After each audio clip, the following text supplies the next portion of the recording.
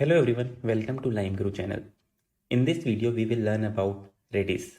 So let's get started. So here is the agenda of this session, which looks like that we will cover first the Redis overview. What is Redis? Then we will jump into different data types supported by Redis and some command line interface commands that how these data types operate within Redis.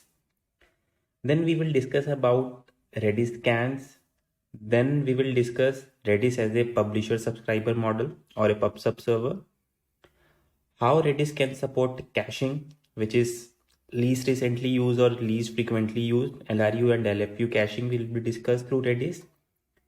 Then we will also jump into some of the internal architectural concept of Redis, which is how Redis supports transactions, how it supports client-side caching, and how does it persist the data. And then in the last, we will jump into some admin level concepts, which is how do you configure the Redis and how accesses are provided within Redis for different data types. So all these topics we are going to cover in detail in this session. So let's start with the first topic, which is Redis overview. Let me write down overview. So Redis, it's a key value store. It's a key value store. What do you mean by key value store? That each of your data point will have a key and it will have a value. And it is distributed key value store. Distributed key value store. That means you can have multiple instances of Redis as part of your Redis setup. So whenever you insert data, it would be stored as a key value. So key value, and the values can distribute among multiple instances. Let's say this is my instance 1, instance 2, instance 3. Let's say you have a 3-node setup of Redis list. Then your key value can be distributed among multiple instances. So it's a key value store and it's the in-memory database. So it's a in-memory database. So each key values are stored inside the memory of these nodes. Because of in-memory nature of this platform or framework, this is highly efficient. The reads are very fast. Reads are extremely fast because the data is inside the memory. So you don't need to read the data from disk or somewhere else. The data is in the memory. That is, reads become extremely fast when we talk about Redis. And that is the reason that Redis is used at many places as a caching framework also. Now, as part of key value, this key value thing, in terms of value, it's not a simple thing that you just providing a key and a value. Within value, it supports different data structures. And in terms of data structure, it supports like string is the most common data structure. It can support string as a value to be stored. But apart from string, it supports some complex data structures also, which could be your list, which could be your set, which could be your sorted sets. It could be your maps or what is called hashes in Redis. It could be your hyperlog logs, and we will discuss about each of the data types in the next section when we will talk each of these data types in details. But the idea is to give you a glimpse that it is not a simple key value store. It can store complex data structures also as part of my value or as part of my data.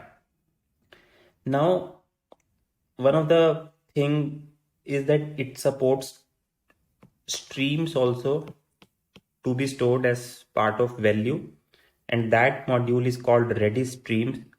But in this video, we will focus on all these data structures, and for Redis streams, I have created a separate video which you can check on this channel. because that Redis streams is all a part of different domain which mainly works for the streaming pattern. So that's why it's a separate session for the streaming part. So the next thing we will discuss about is the data structures that I have highlighted here. These data types, how these are supported within Redis. So let's start with data types. Data types. So the first data type that Redis supports is string. So when I say string, that means your value in the key value format. So this value is going to be of string type, right? Let's say my key is name and value is, let's say, XYZ. So this is my key and this is my value. So you can store this in Redis as a key value pair, and you can get this as a key. Let's say you can say get name and it will return XYZ. So how do Redis operates in terms of string data type? So let me write down here some commands. So let's say if you want to set some key within your Redis, you will say set, let's say user1 as XYZ. So this is my command where you are saying set. So this becomes my key and this becomes my value. So it will return status that if it has been successfully added into the Redis store or not. So let's say if it has been successfully added into the Redis store, you can get this value also. You can do get, then your key name, which is my user1. If you will say get, then you will get as an output XYZ. So the idea is that you can store the keys and you can store the values as a key value pair, where value is your string type, and you can get also the same keys which you have stored. And you can store many keys and many values as part of your different keys, and then you can get those keys as part of your operations. Because of this this type of data structures, it can also support to store certain integers also in the same data structure as part of string data format. So let's say there is one particular type of need where you need to maintain a counter.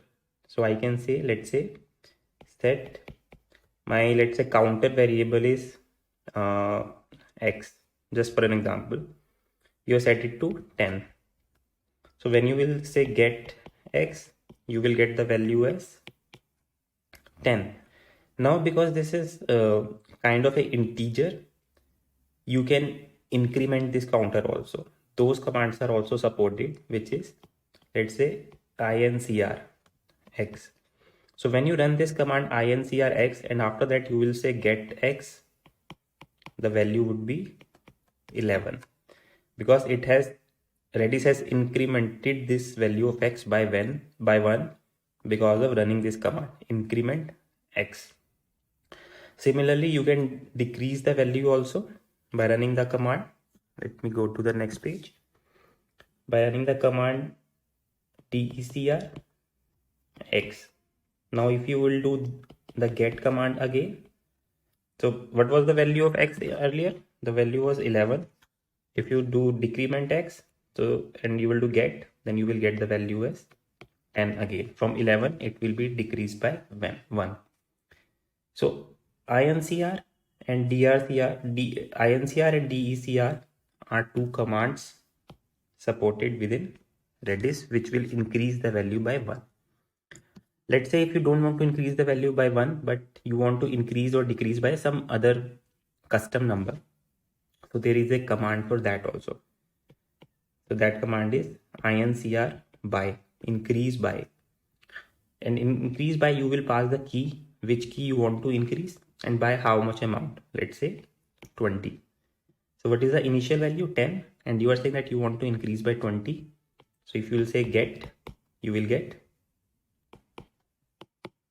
30. So if you run get x command, the x where x is the key, you will see 30 because initial value was 10 and you have increased by 20. Similarly, you can decrease by certain amount, decrease by x. Let's say you want to decrease it by 10. So what is the current value? 30. You want to decrease it by 10. So if you get x again, so it will give you the value as 20.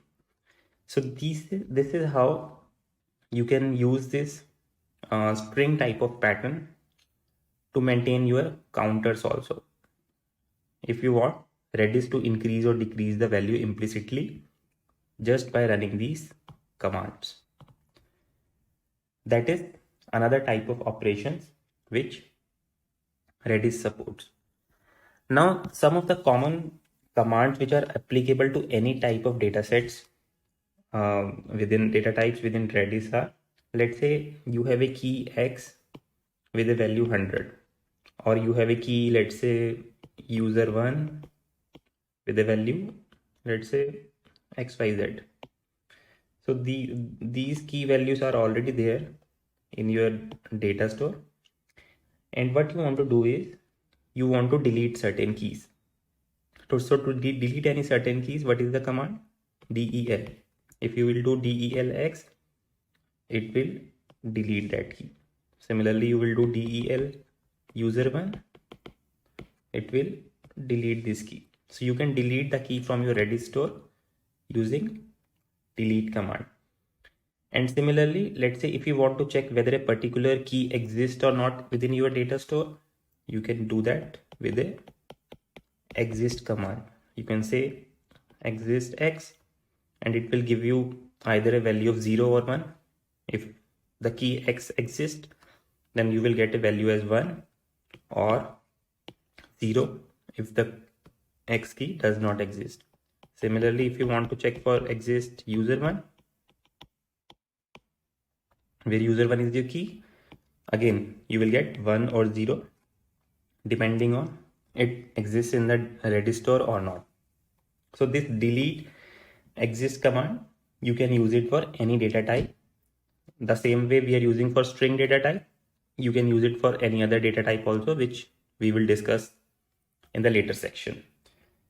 So that is all about delete and exist.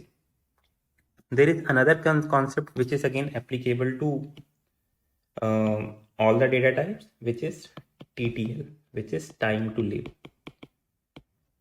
Time to live for a particular key. You can set at a key level that for how much duration this key needs to remain within your Redis data store. And how you can set it?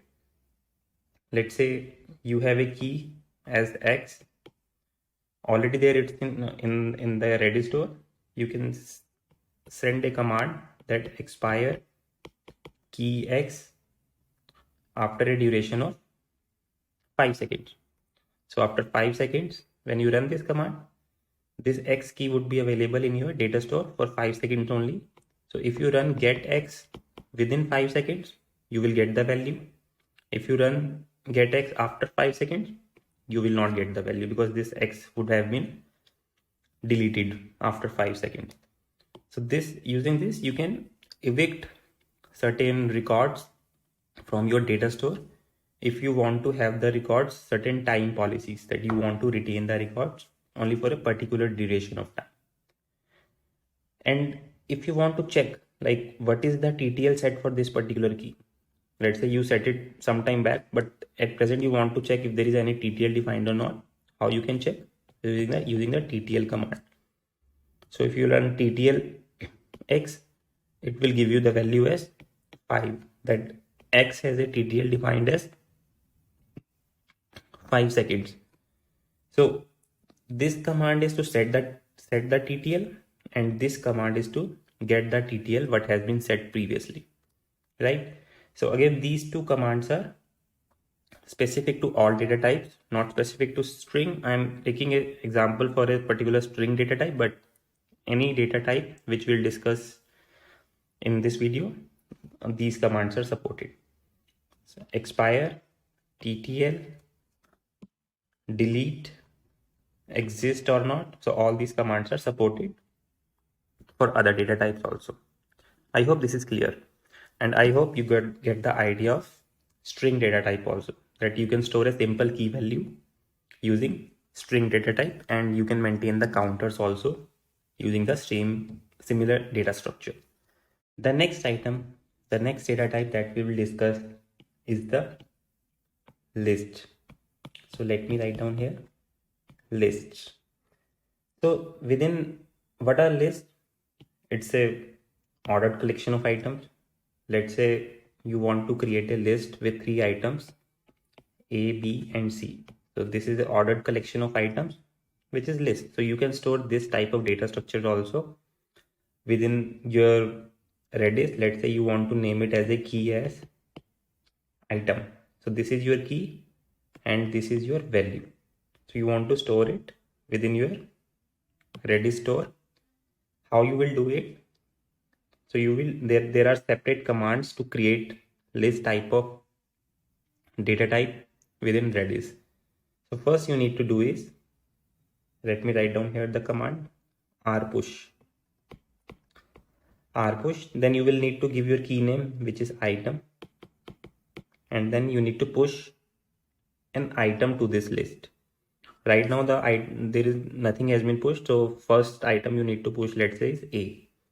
So what it will do is, in your data store it will create a list with an element A. If you want to add or push more items to this list, so you will do again same thing, you will push B also. So this is how the items would be pushed. And what this R means? R means that you want to push the elements on the right hand side of the list. So it would be at the end of the list, right? Let's say if you want to push at the start of the list, you will do L push. L push, let's say I do item C. So what it will become? Using L push, it will go to the start of the list. So C, A, B. So this is how you can control whether you want to push the elements to the start of the list or towards the end of the list using R push and L push. Now you know how to push the elements. Let's say these elements are already pushed. You want to retrieve these elements. To retrieve these elements, there is a command lrange. Lrange, but it takes 2 arguments, that how many, what all elements you want to fetch. So for that you need to provide the index, which is there are 2 index you need to provide. Let's say the starting index and the end index. So here I'm saying my starting index is 0 and -1 means till end of the list. So lrange 0 -1, what it will give me an output? It will give me C, A, B from 0 to end of the list. Let's say if I say lrange 0 to 1, let's say, so I'm saying from 0 to first position only, so then it will print only C comma A, 0th element and the first element. Similarly, if I say, let's say lrange 1 comma 1 2, then it will print A comma B. Okay, this is how it works. I'm sorry, I forgot to add the key name also. So you need to provide lrange item here also. So you need to provide key also, like for which key you want to fetch the elements. So this would be your command, lrange key name and then the indices which you want to fetch. So this is how the lrange command works. Now this list data structure, you can use it as a stack also. Let's say you want to pop the last element or the first element, you can do that. So you can do that as a LIFO or FIFO data structure also. You can use the list as LIFO or FIFO also. So let's say if you want to, let's say this is your list A, B, C. This is just an example, this list is already in the Redis, and let's say you want to pop the left side element, which is A. So what you will do is you will run a command lpop, and then you will give the list name as item. So this, let's say this list key is item. This is my key. So you will do lpop, then key name. What you will get as an output is A. So from the left side, you want to pop the element. Similarly, if you want to pop the right element, you will do rpop and item. So you will get is C. So this is how you can pop the elements and modify the list. So when you pop the element, it will give you A, and the resulting list would be B, C. Only these elements will remain in the list. So if you will, after that, if you will pop the right element, you will get C from this BC, and the output in the list you will be remain with only one element B. So in this particular example where you're popping the elements, there are two things going on. You are popping the elements also, and your lists also getting modified behind the scenes. Your list doesn't remain ABC after you pop the elements. After you pop the elements, those elements also get removed, and you are left with a modified list. So both the things happen in the background with your lpop and rpop operations. This was about popping the elements, which you can use for leaf or FIFO operation. Let's say if you want to remove the last element first, or you want to remove the first element first, you can use lpop or rpop for that purpose. Let's say again one more command. Let's say you have a list item which is ABC again, and you want to check the length of this list. So what command you will run? len. len you will run, and then you will provide your key name, which is item, and then it will give you the length as, let's say, 3. If you want to delete this key, you will run delete item, and I have already told you about delete command, that this command will run for any data type, right? So that was some basics commands on the list data structure. There is one concept which is automatic creation and deletion of the keys. Automatic creation or deletion of list. What I mean by this is, so if you have noticed when I started with the list command, what command you ran?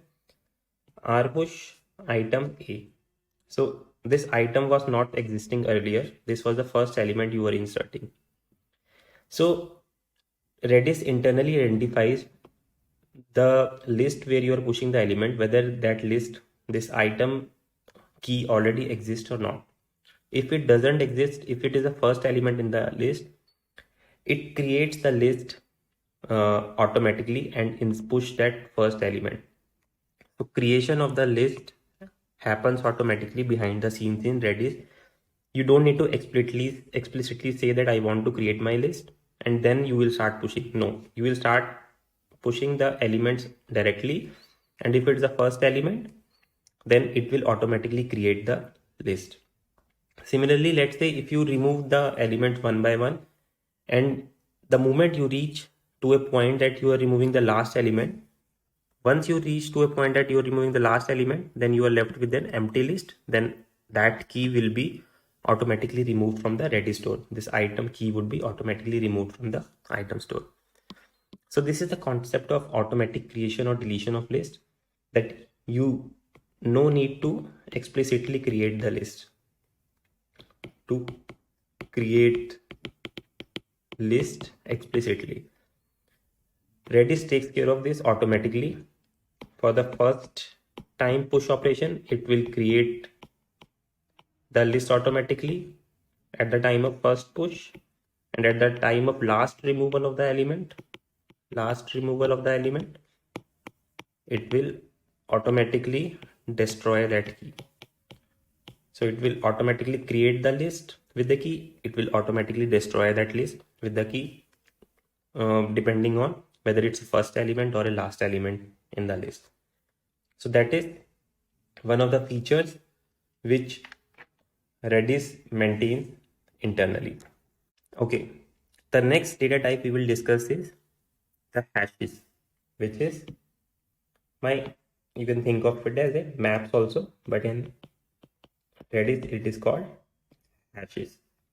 So what is hashes type of data set? So hashes is something that you have some key. Let's say the key is person, and you want for this person,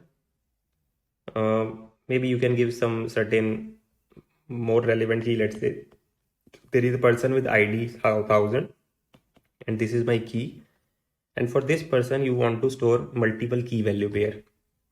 Let's say name is XYZ, address is ABC.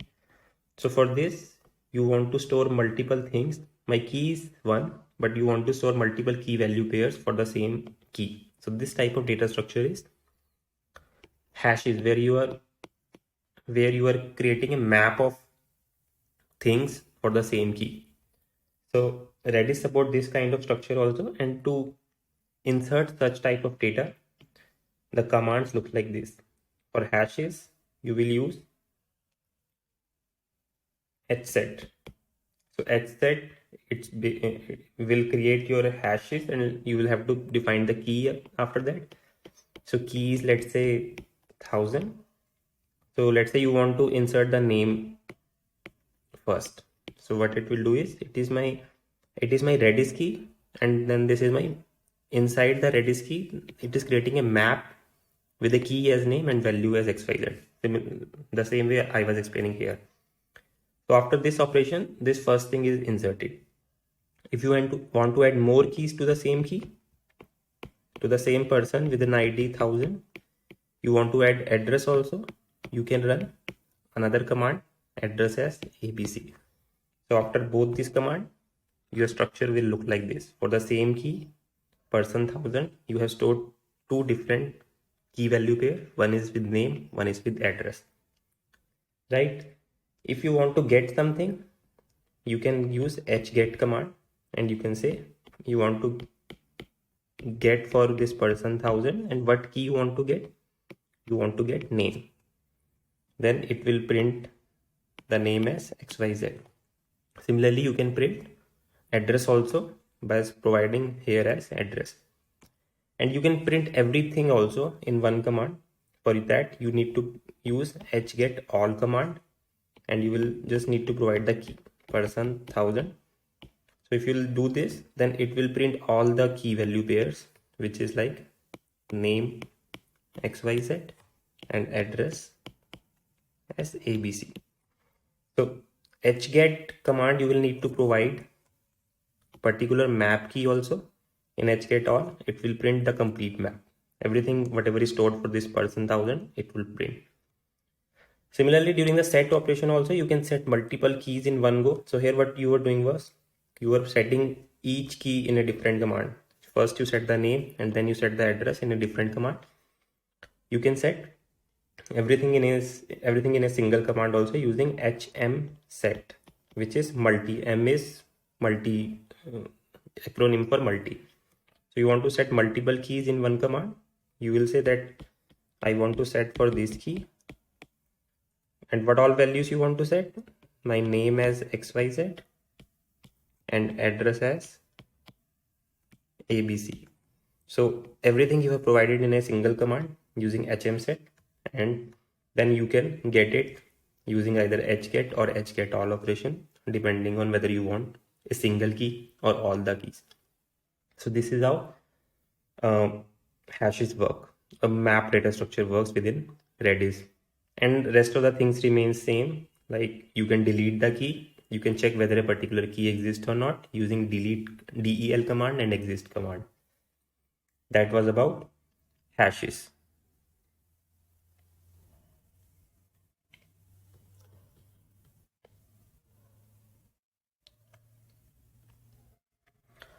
The next data type we will learn is the sets. Let me write down here. Sets. What is sets? You can think it of as a unique collection of items. unique collection of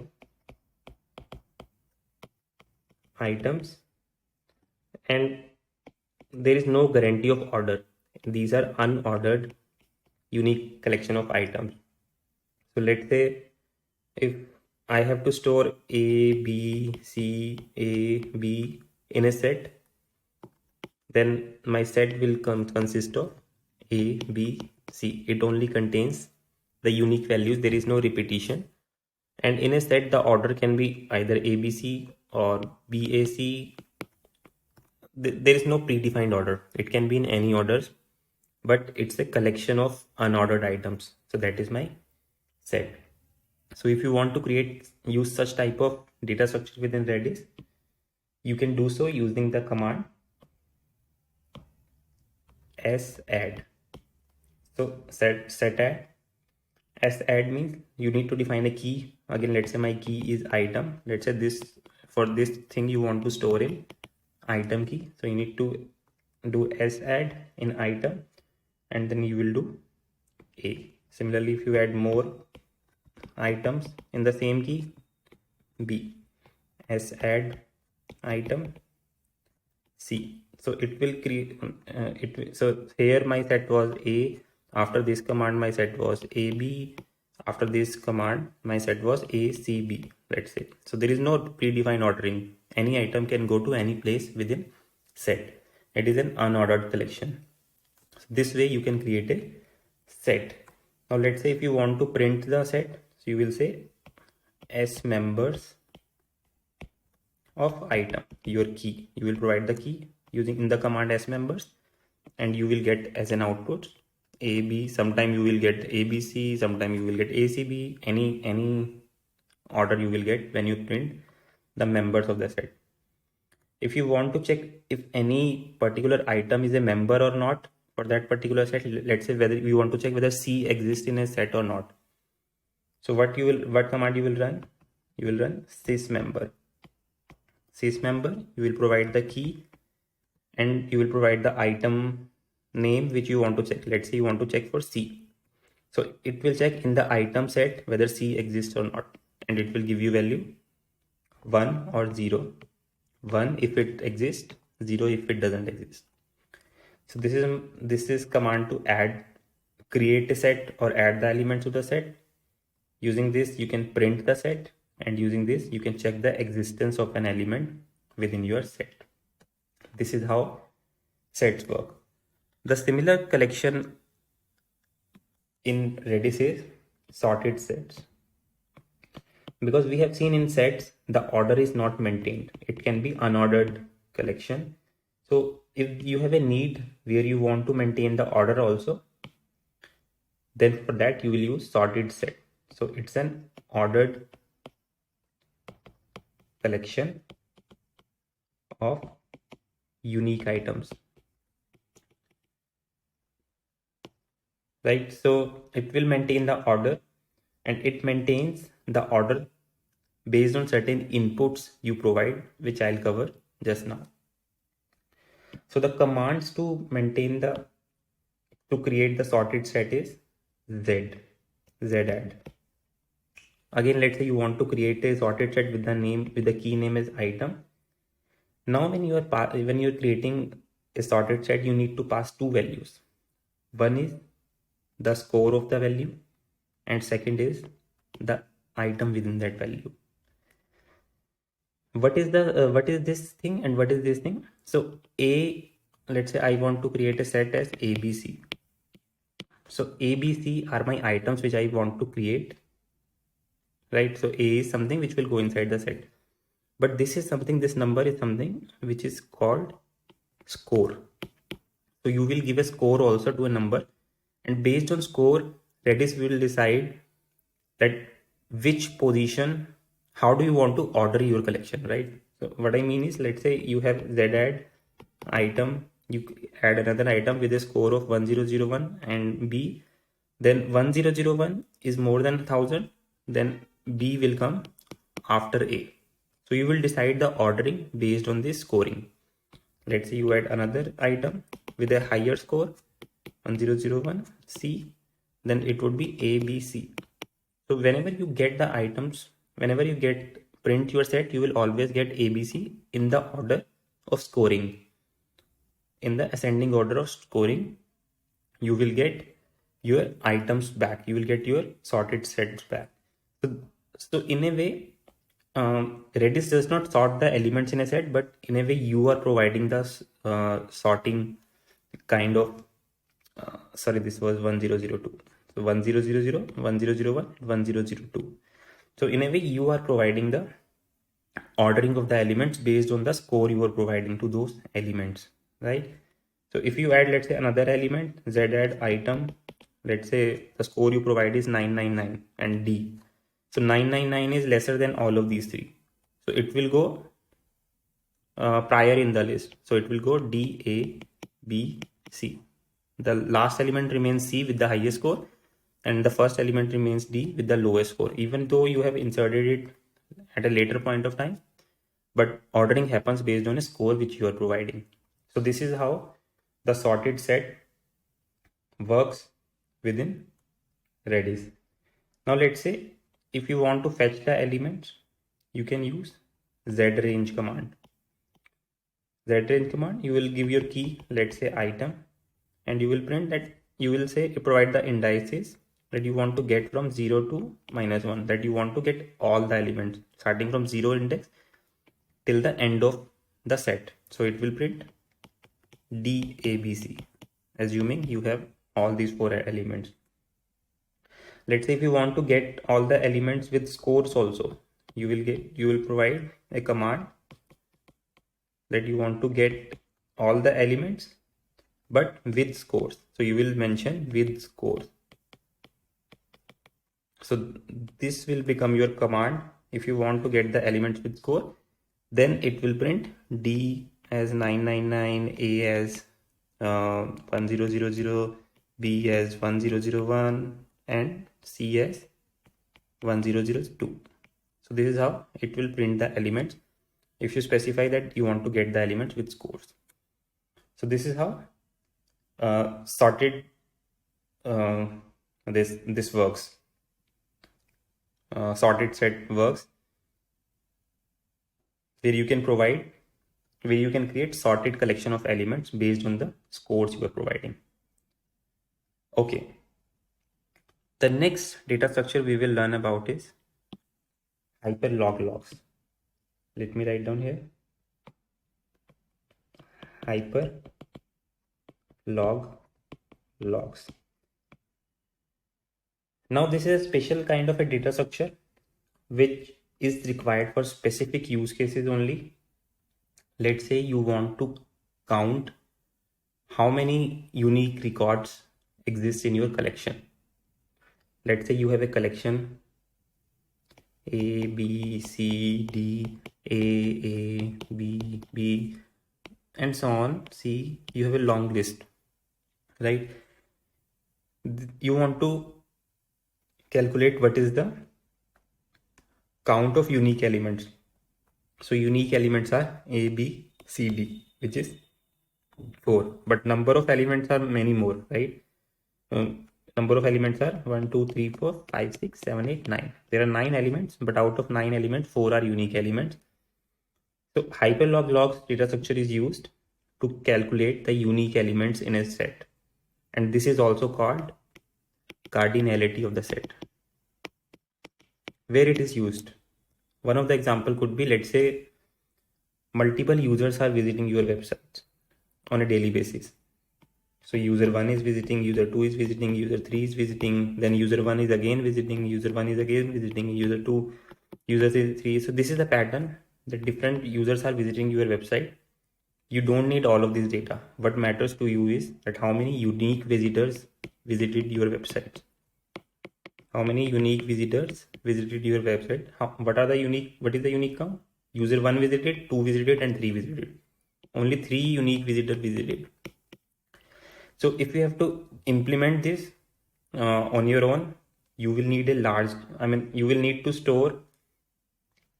need to create a kind of a data structure where you will maintain, let's say user 1 has visited, user 2 has visited, user 3 has visited, then user 1 is already there in the memory, so you will not add user one again. So you will have to traverse the list and you will have to maintain the unique elements in a separate memory. So you will need, if this list is very large, you will need a separate memory, dedicated memory, where you will maintain the unique visitors, and you will add new members only if those does not exist in this list. And then in the end you will calculate the length of this collection. So this needs a lot of space. You will need a minimum space equal to number of unique users if you want to calculate the length of unique users, right? So hyperlog solves this problem, that you don't need so much space to solve this problem. And this is internally implemented within Redis. It works based on internal algorithm, and it doesn't need so much space. It works on a very less space, and it gives you the same output which we want. Let's say the unique visitors on your website or the cardinality of a set. So this is the concept of hyperlog logs. So this solves this problem of finding the unique elements in your collection. Now in terms of commands, how it works. So let's say you are creating, there is a command pfadd. So pfadd is the command for creating the hyperlog logs. Let's say you name it as HLL, hyperlog log. So this is my key. You are adding certain elements A, B, C, D. A, B, C, D were the user who visited your website. So you will add A, B, C, D. Now let's say you add some more users visited. You will add to the same key HLL as, let's say, X, Y. Now this command lets you just add the elements. If you want to find the cardinality or unique count of your collection, you will use a command pfcount HLL. So what pfcount HLL will give you an output, how many unique items are there in your collection. How many unique items are there? 1, 2, 3, 4, 5, 6. All 6 are unique. So it will give you an output as 6. Let's say after certain time you add more elements HLL. Let's say you add certain elements, let's say A, X, with this no comma. You add A, X, Y and P, right? Now let's say if you run the same pfcount command, pfcount HLL. So 6 users were there earlier, 6 items, unique items were already there. After that you added A, X, Y and P. Out of this A, X, Y and P, A, X, Y are already there, are already counted in this 6 count. Only new thing is P. So if you do pfcount here, you will get an output as 7, because unique items are A, B, C, D, X, Y and P. You will get 7 as a count. So at any point of time you want to get the unique count or you want to get the cardinality of your set, you can use this thing, pfadd and pfcount command, or which is known as hyperlog logs in Redis. So these were all the things about the data types. So in the data types we discussed different type of data structures which are supported by Redis. We started with string, then we discussed about list, then we discussed about hashes, which is map, then we discussed about sets, which is unordered collection, then we discussed about ordered collection, which is sorted set, and then in the last we discussed about hyperlog logs. So all these data structures, data types we discussed with some sample CLI commands which you can run on Redis. That's all the things about data types. The next topic in the agenda was that we wanted to discuss about Redis scans. So what is Redis scan? So let's take an example that in your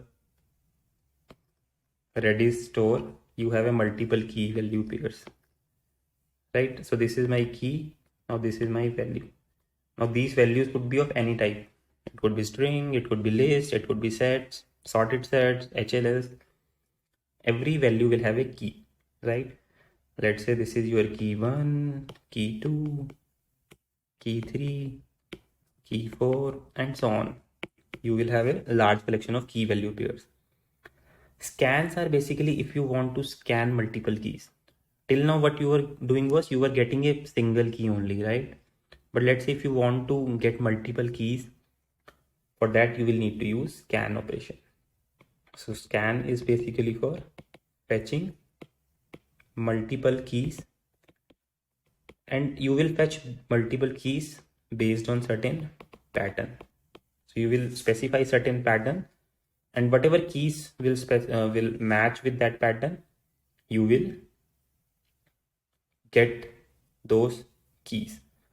Now scan works on the complete data set also, and it works on a single data set also. So what I mean by single data set or a single key, let's say you have a key 1, right? Inside the key 1 you have, let's say, a set which has multiple items, let's say AA, BB, ABC, ABD. So these are multiple items within your key 1. So you can get multiple keys also, or you can get multiple items also from a collection. So both the things are supported within Redis, and I'll give you one example. So one example is, let's say you want to get all the keys which starts with K. This is just an example, right? So what you will do is you will do scan. Let me write down the command. Scan is the command. You will do scan starting from the 0th cursor, and then you will provide that you want to match with key which starts with K. So you will say K star. So it will give all the keys. This will give all the keys from your Redis store starting with K. Now similarly, let's say if you want to get all the values, let's say you have a key 1 and you want to get all the values from this set which starts with A or B or some other pattern. So you can do scan on a particular key also, on a particular collection also, for a particular key. That is also supported. So that was the difference. So here you are scanning on all the keys, and here you are scanning on a particular collection. Only on this collection you are scanning, and you are getting the items from this value for a particular key. And there are different commands. The scan operation works only on your whole Redis. All of the keys it works on, it will work. Even you can specify a command scan 0. Even this will also work, where you don't provide any matching criteria. So this command will start printing all the keys. Okay. And let's say if you want to scan a particular collection, let's say key 1. So you will say, let's say this is of set type. So you will do scan, and then you will say you want to scan key 1 from 0th cursor. So there is a difference between these two commands, scan and scan. So in scan, you don't provide any key. So when you don't provide any key in scan, so it starts scanning all the keys. But in scan command, you are providing a key, that key 1 as an input. So it will only scan key 1 items. And what output it will give? AA, BB, ABC, ABD. So you are scanning key 1 from 0th cursor, and here you are scanning everything in your Redis. So it will give key 1, key 2, and whatever the value of key 1 is, value 1, value 2, key 3, value 3, and so on. So this is the difference. Here you are scanning the whole table.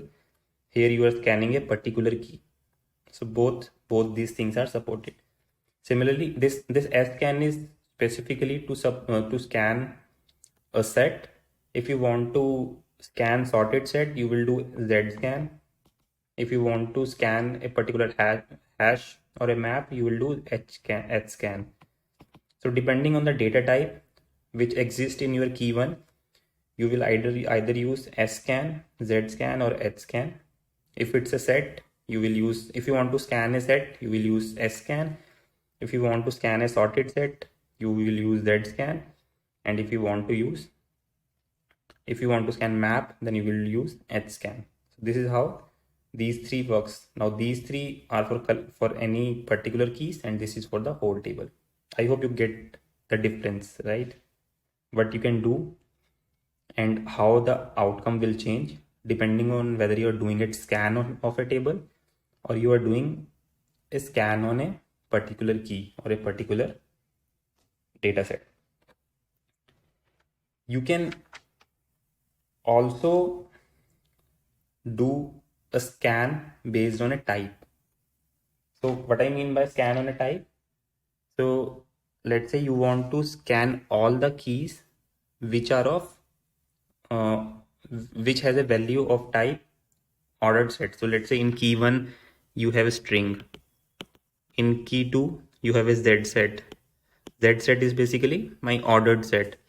Here again you have a string. So you want to define a pattern where you want to scan all the keys which will give you all the keys corresponding to Z set where the value type is set. So you can do that type of scan also. You just need to provide a command that scan 0 and then you will do type as Z set. It will scan. Now you have used scan command, so that means it will scan all of your Redis data. So it will scan all of your Redis data from the 0th cursor, and it will start printing the keys which match that where the value is of type Z set.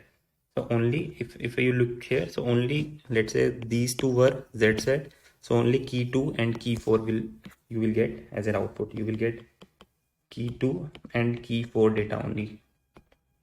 So this is the another type of argument which you can pass in a scan. So you can either pass a matching key parameter like k star, where you're specifying the key pattern, or you can specify a type pattern where you want to specify a particular type of keys you want to get, particular type of data types or data structures keys you want to get within your Redis output. So this is how my scan command works in a Redis implementation. So if I go back to the agenda, so what all topics we have covered, just a quick check on the topics. So we have discussed about Redis overview, we have discussed about Redis data types and some commands, and we have discussed about Redis scans. So these three topics we have covered. The next thing we are going to discuss is Redis as a pub sub server. So now you know the basic concepts about Redis, the different data types. So now rest of the things would be easier for you to understand, because you know what it supports internally, how it what kind of data types it operates on, and how it fetches the data and stores the data. So you know the basics. It would be easier for you to now understand rest of the topics. So let's jump on to the next topic, which is Redis as pub sub server.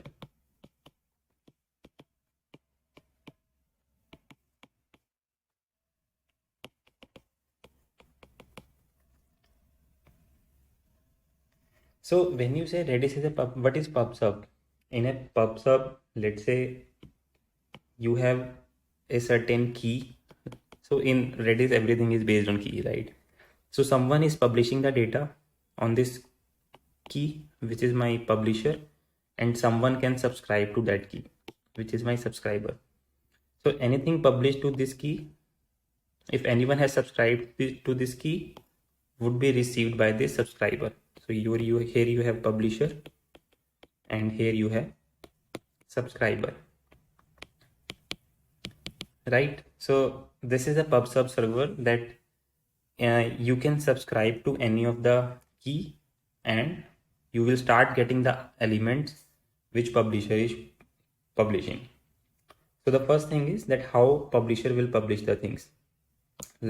So command for that is, let's say publish, let's say my key name is let's say first. So publish on the first key and the message I want to publish is, let's say hello. So this message has been published on this. The message has been published on this key and the message is hello. In order for this message to receive to someone, you will have to subscribe. So in order to subscribe, what subscriber has to do? Subscribe first. So publisher is publishing to first and subscriber has subscribed to first. So once the subscriber has subscribed to first, so it will start getting all the messages, whatever the messages the publishers will send. So let's say I subscribed first and after that publisher send the message hello, then subscriber will get the message hello. Let's say after this publisher sends another message, publish first, let's say how are you.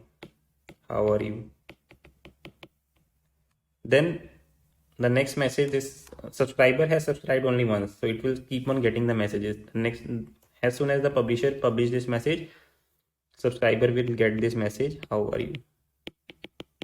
So what I meant to say is that on a particular key or on a particular, you can think it of as a channel, any publisher can publish the messages and any subscriber can subscribe to those messages, and it becomes my PubSub kind of mechanism where publisher can publish the messages and subscriber can subscribe to messages. You can think it of as a chat server kind of a thing. So you can implement chat functionality, chat protocols between a publisher and a subscriber, and you would be able to implement end-to-end chat between two persons. That was just one of the use case, but you can use it anywhere where you need a publisher subscriber kind of a concept, and this is how it works, right? So right now what I just mentioned is that you can subscribe to one key, but let's say you want to subscribe to multiple keys also, that is also possible. So to subscribe to multiple keys, what you need to do is you need to do a pattern subscribe. Instead of subscribe, you will do p subscribe. Let's say you want to subscribe to news.star, and let's say there are multiple keys. Let's say news.business is one key, news.entertainment, news.politics, for example. There are different channels where different publishers are publishing the messages. So publisher 1, publishing 2, publisher 3. So publisher 1, let's say, is publishing to this one, publisher 2 is publishing to this one, and publisher 3 is publishing to this one. But as a subscriber, you want to receive news from all of these channels. So you will define a pattern that you want to subscribe to all of the channels which starts with this pattern news.star. So once you subscribe, do p subscribe command, pattern subscribe command, then you will start getting the messages from all of these channels, because you have subscribed to all of these channels now. So this is another pattern supported by Redis as a PubSub server, where not only you can subscribe to one channel, you can subscribe to multiple channels also. So that was Redis as a PubSub server.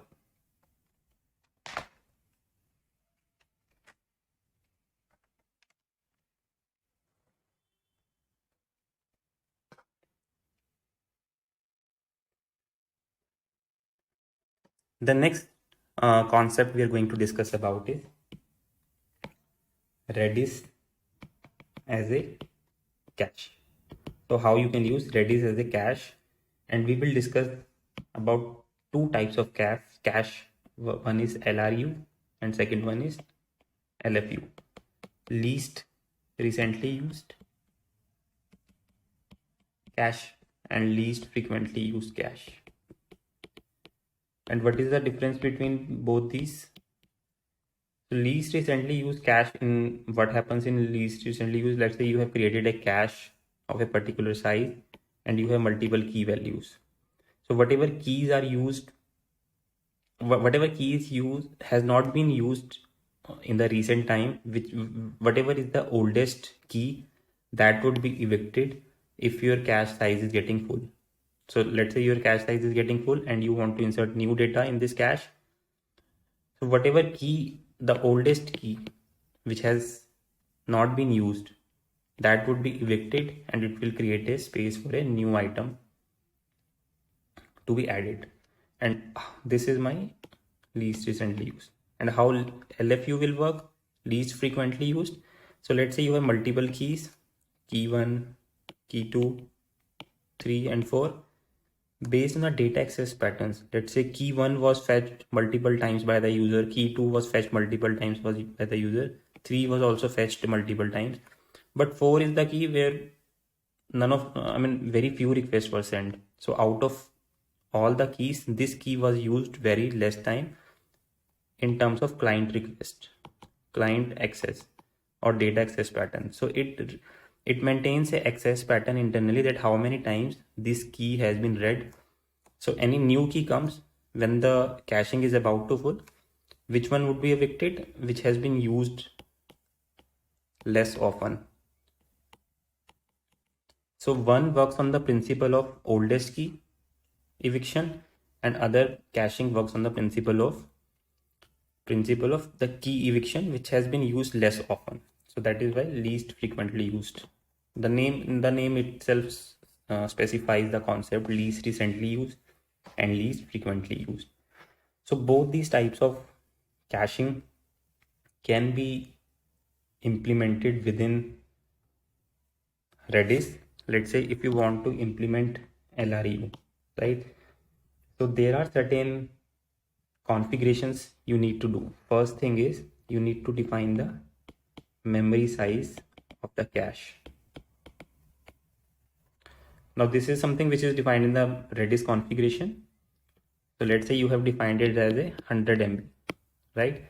So you can implement a cache of 100 MB and you can start storing key value pairs, and internally automatically whenever you will insert a new key, when the and assuming that all of the spaces are already occupied, 100 MB data is already full, some of the keys would be, Redis would be automatically evicting based on certain eviction policies for LRU. And for LRU there can be different type of eviction policies. First eviction policy is no eviction. What is the meaning of a no eviction? No eviction means that if you want to add a new key and size is already full, nothing is going to be evicted and you will get a error back. You will not be able to add this key. You will get a error back because no eviction is set. This is a no eviction policy. Second one is all keys LRU. So this is the policy which I was discussing just now. Out of all the keys, which is the least recently used, that would be evicted. Third one is volatile LRU. So in this case also the least recently used key would be evicted, but only if it has some TTL associated with it. So first thing is it will find out all the keys which has TTL, and out of those keys it will remove the least recently used. So the filter criteria has narrowed down for the eviction. It will evict only those keys which has TTL associated, and out of those keys which is least recently used, so that would be evicted out. The next policy is all keys random. So here you don't have LRU implementation. Any key would be evicted on a random basis. The next policy is all keys volatile. So any random key, sorry, not all keys volatile, it is volatile random. Volatile random. So here it was any random key, here it is any volatile random key, means any random key which has a TTL associated. So these are all the high level eviction policies which you can enable, and it depends on your design that what kind of eviction policy you need. If specifically in most of the cases you will go with all keys LRU, where you want to evict the keys and you have to choose the keys from all the keys which has not been recently used. Okay, so in most of the cases you will use this, but there are other options also available which you can configure depending on if you want certain different behavior. Now we have been saying that to evict the keys, it checks against all the keys. So let's say if your Redis has, let's say, 10 million keys, for let's say an example, then it is very highly inefficient that it will check against all the 10 million keys and it will find out the least recently used key and then it will evict that key. So this is a highly inefficient process to check against all the 10 million keys. So what Redis does is it gives you a configuration which is named as max memory samples. So you need to define your own sample size. Let's say you have defined it as 100. So when you define the sample size as 100, Redis will automatically pick any 100 keys as the random keys, and out of those 100 keys only it will find which is the LR least recently used and it will evict that. Now it may not be true representation of LRU because it is doing LRU based on your sample size only, but it gives a fair implementation of LRU, because if those out of those 100 keys also, if that key is not used, so there are probably less chances that key would be used anytime sooner. And again, this is not a true implementation of LRU. You can say it's a near approximate implementation of LRU where you have to choose your sample size wisely. It's a trade-off between performance and the accuracy, so you have to choose it wisely. That is about LRU, that how it works.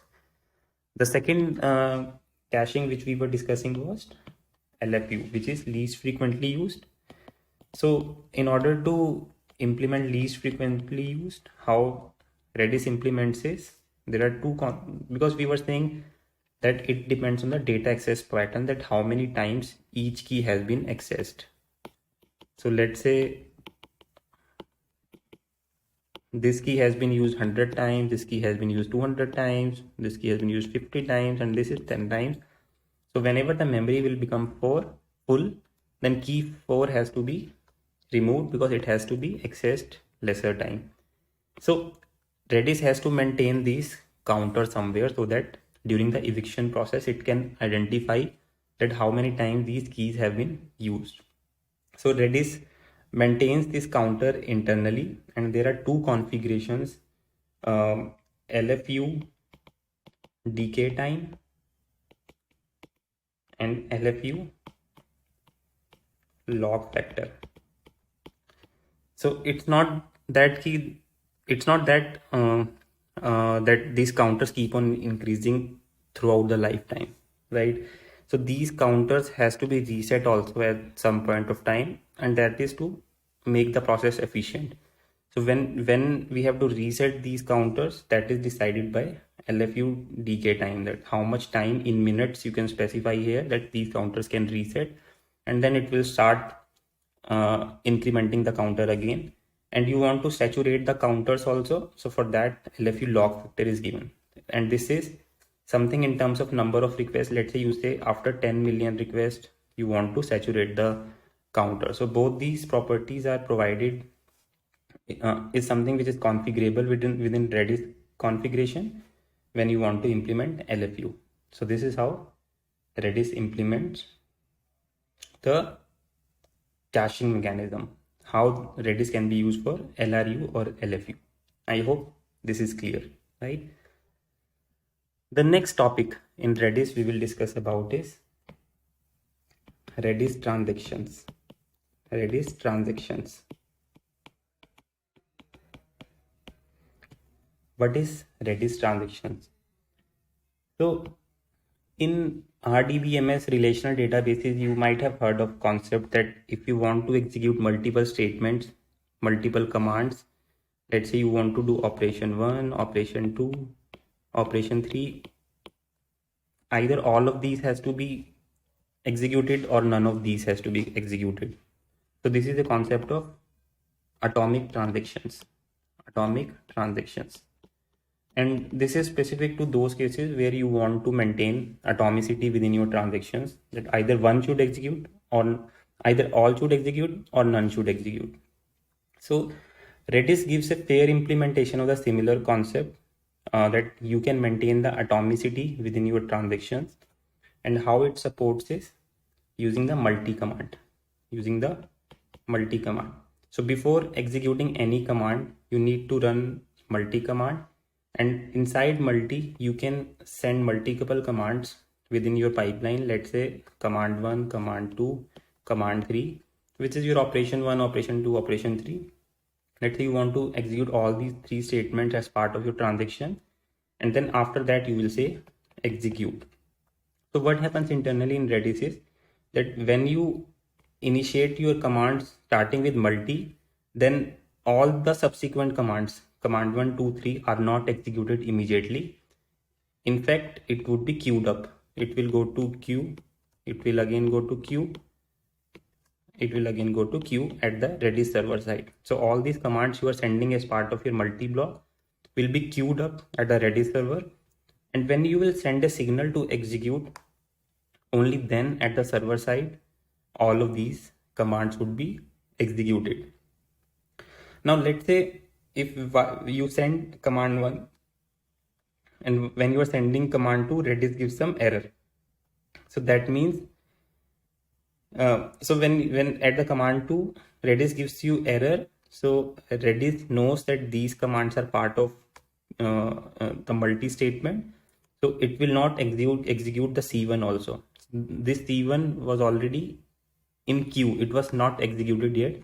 So if any of the future commands gives you an error in terms of sending these commands to server, then if any failure occurs while sending the commands, then Redis server will get to know that this block has failed, so it will not execute the whole block. But let's say if all of the commands were sent successfully, C1, C2, C3 were sent successfully, and after that you do the execute commands, and during the execution phase itself, one of the command fails, then Redis has no control. So it's a limited implementation of transaction feature or atomicity feature, that if the failure occurs during the sending of the command itself, then only Redis can detect the failure and will not execute this any of the command. But if everything has been sent successfully, then there is no guarantee of maintaining the transaction if something fails after the commands were sent, right?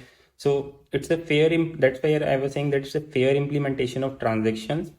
It gives you a comfortability or atomicity that if anything will fail, it will fail during the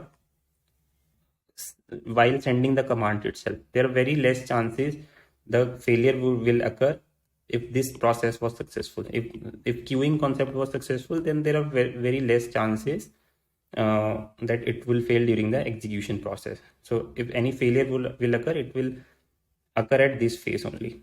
And if the failure occur at this phase only while sending the commands, then none of the commands will be executed. it will remove those commands, all the commands from the queue, and none of those commands will be executed. So this is how it maintains the transactions, or it achieves the atomicity of transactions. Now another concept is the racing condition within Redis. Racing condition. What I mean by racing condition? So let's say you have a key and you have two clients. You have client 1 and you have client 2. Both the clients are trying to update this key, right? So let's say current value is 10. It is also incrementing the value, and this is also incrementing the value. So when client 1 read, the value was 10. Client 2 read, the value was 10. It incremented the value to 11, and this also incremented the value to 11, which is incorrect. The value should have been 12 because both the clients are updating, but because they read the old state, that is where the consistency problem came and concurrency problem came. Racing condition happened, and that is why we got the value as 11 only.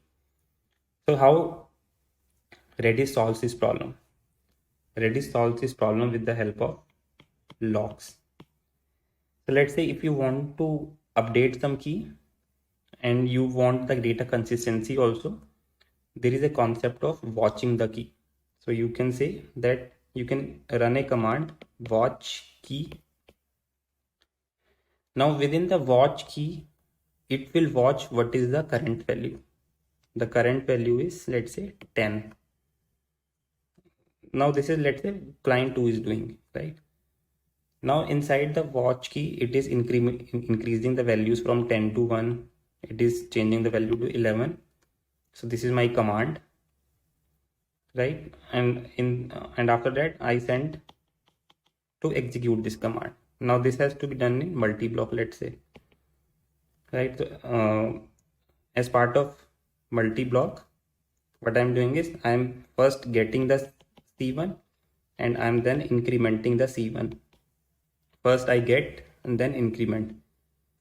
Then when I get, it gets 10. When I increment, it gets 11.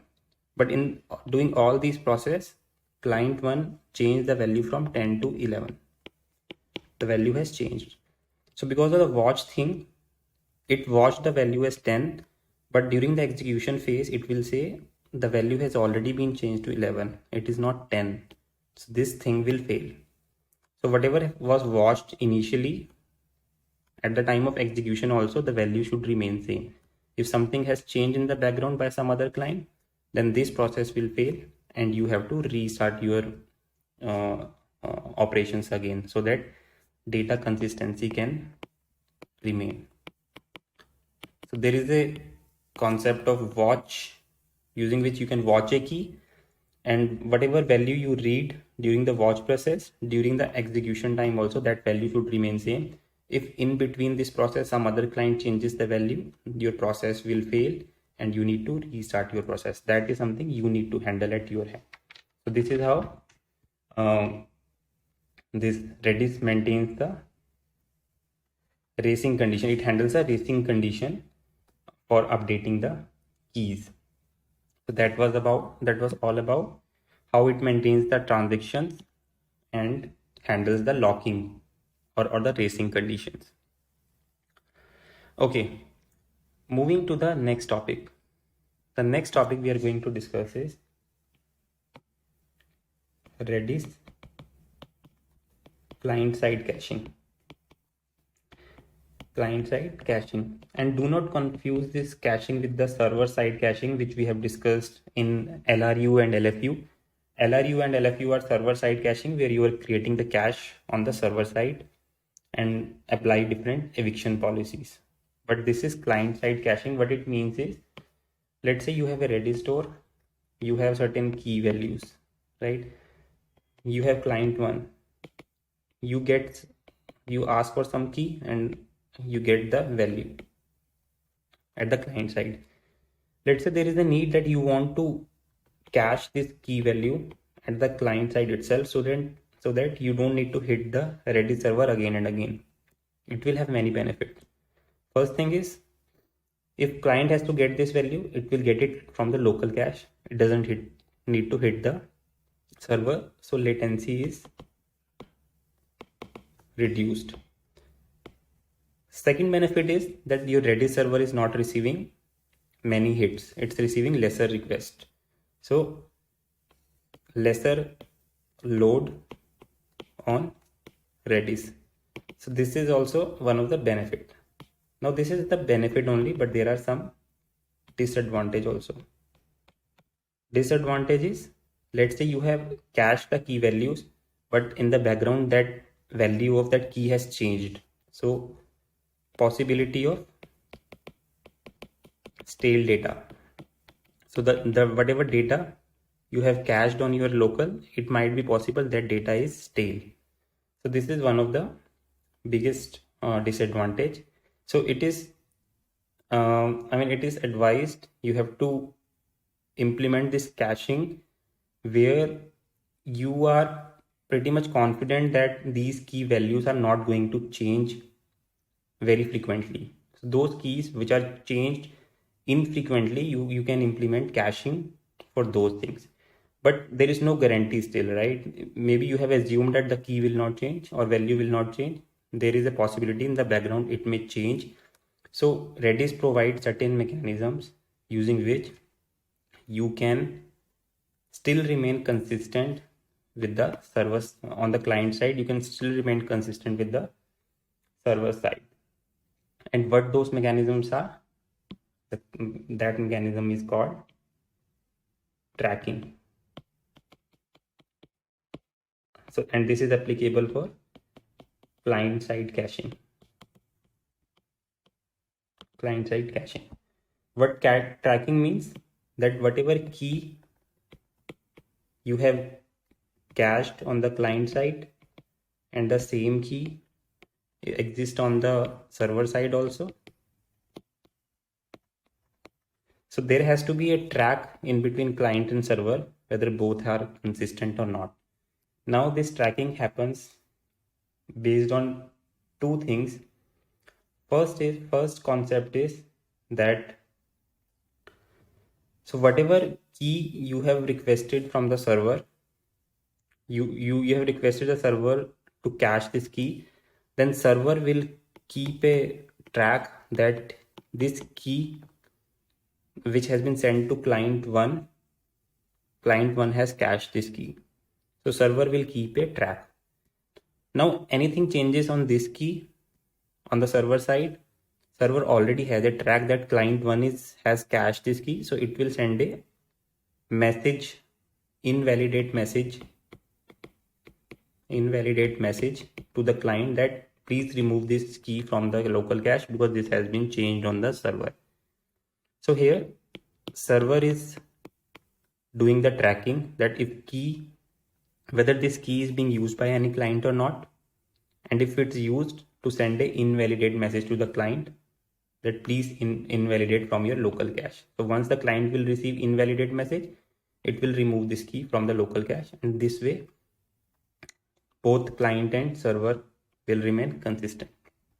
Problem in this approach is, we are talking about one client, one key.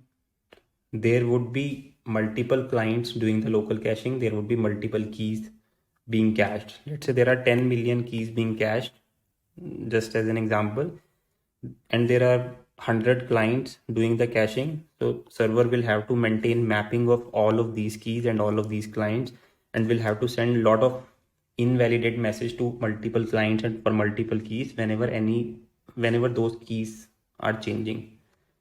This is a load on the server. This is one approach which can be implemented if you have fewer keys which you are caching and fewer clients you are doing. But if you have multiple clients, multiple keys getting cached, this approach may become a bottleneck from the server optimization perspective. Another approach is broadcast.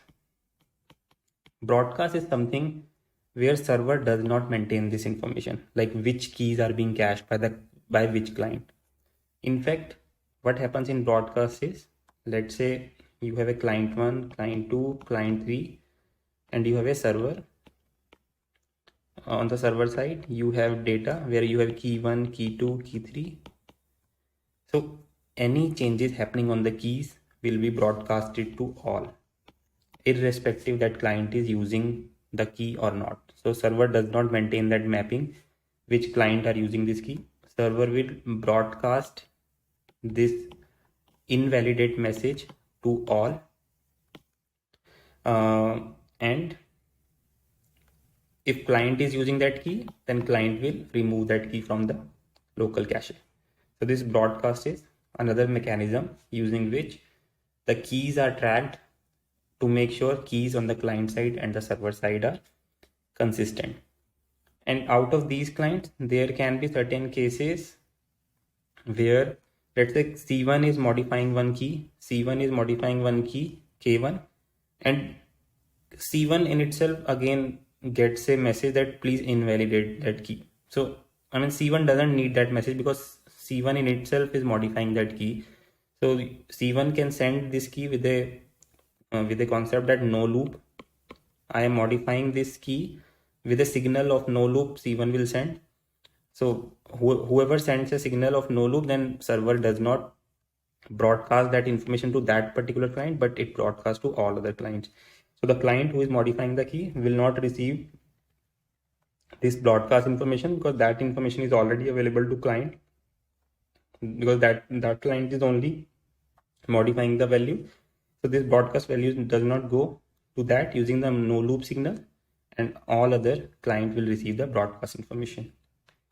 So this is how it implements tracking within Redis. I mean, this is how Redis can support client-side caching, ensuring the consistency between the values of client-side and the server side. So that was all about client-side caching. The next concept, and it's quite important concept we'll discuss, is persistence. What is persistence? So persistence, basically in this topic we'll cover that where Redis stores the data. Where does Redis store data? So we, in the beginning when we started what is Redis, we talked about that Redis stores the data in memory. Redis stores the data in memory. But what happens if your server goes down? Memory, it's a short-term storage, right? If anything goes down and if you boot it up, the memory data is not available. That means your all data has gone. Yes, if you're keeping it in memory, all of your data will be lost if your server goes down.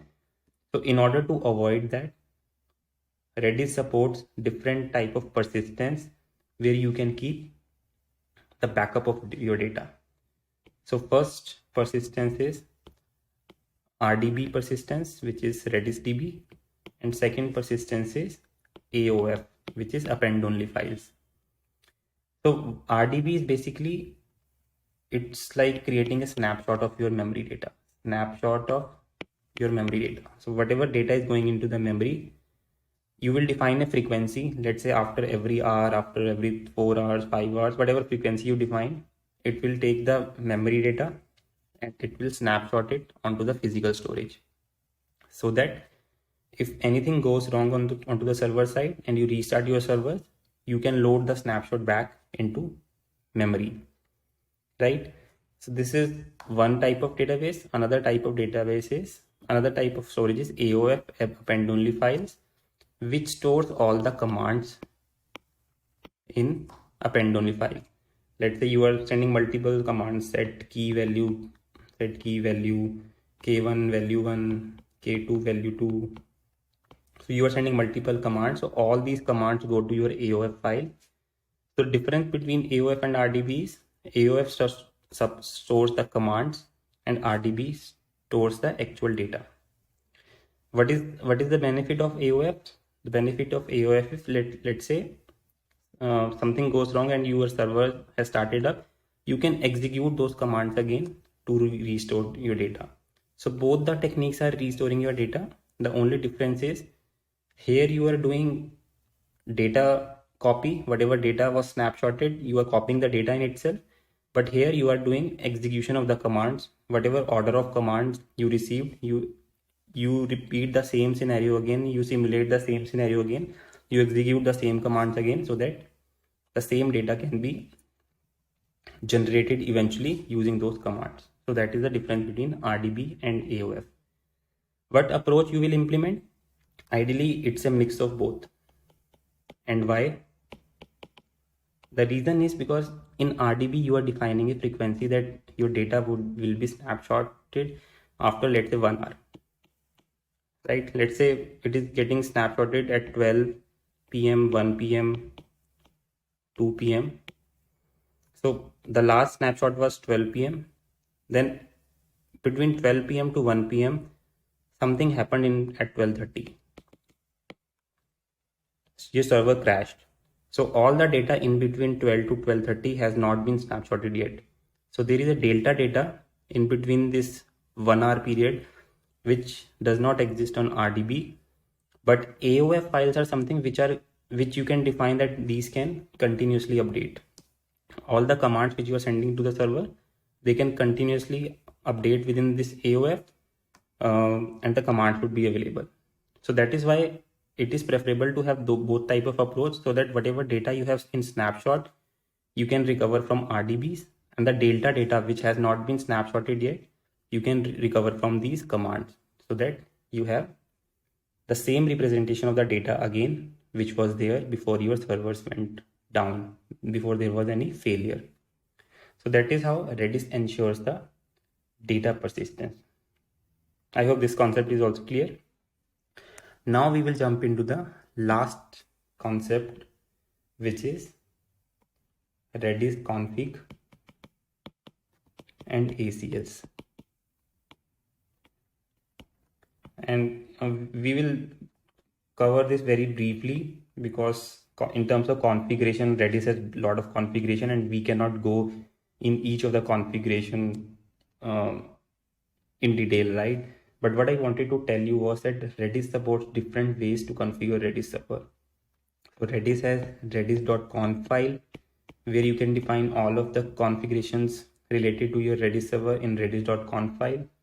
This is one way. Second way is that when you are starting your Redis server, at the time of command, so you will run a command to start your server.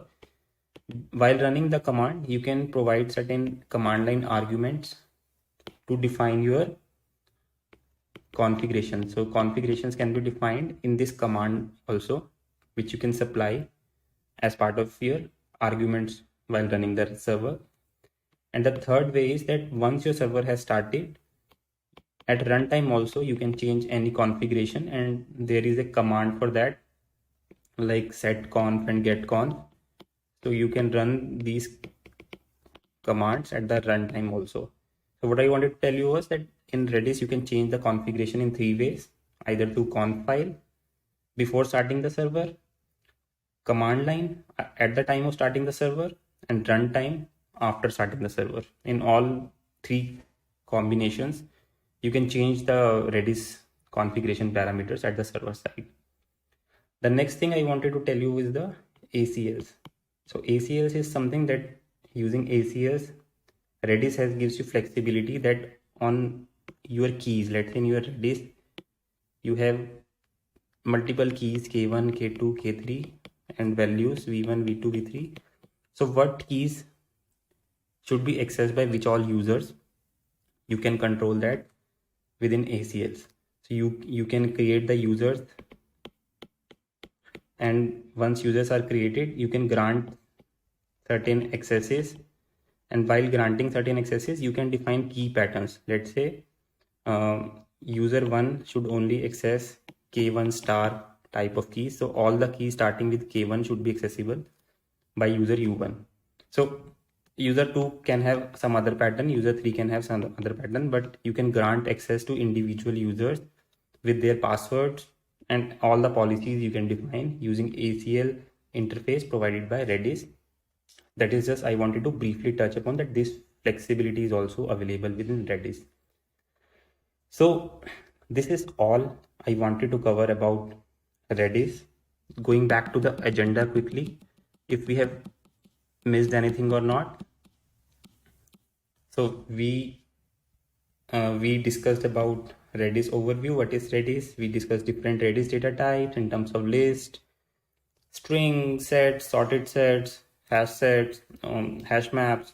Then we discussed about scans. Let's say we want to scan multiple keys or you want to scan a particular collection. Then we discussed about publisher subscriber model. Then we discussed Redis as a cache, which is least recently used and least frequently used. Then we discussed about Redis transactions, how you can implement atomic transactions and how you can handle racing conditions using the watch thing. Then we discussed Redis client side caching, that if you want to cache something on the client side, how can you track, how can you maintain consistency between client and server. Then we talked about where Redis stores the data, where we discussed about RDB and AOF. And in the last, we talked about how do you configure the Redis and how do you grant accesses to different users to access different type of keys. So all these concepts we have pretty much covered in detail. I hope you got all the concepts. If you like this video, do press the like button, do share this video with others, and do subscribe LionGuru channel. Thank you.